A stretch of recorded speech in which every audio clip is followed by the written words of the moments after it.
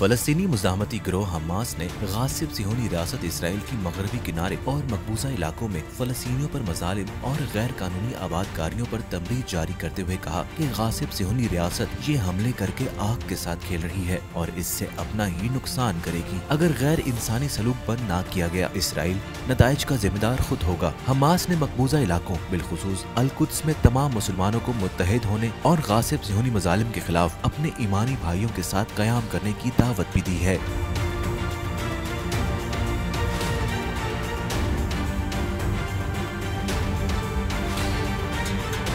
वाज़ेह रहे 1967 शेख जराह और मशरकी अल कुद्स पर कब्जे के बाद गासिब सिहोनी रियासत ने कई इलाकों को फलस्तीनियों से खाली करा के वहाँ यहूदी बस्तियाँ बना दी हैं। आलमी इदारे और मुस्लिम ममालिक के नाम नेहाद रहबरान भी इन तमाम मजालिम पर एहतजाज करते या मुजाहिमत करते नजर नहीं आते, गोया इस जुल्म में शरीक हैं।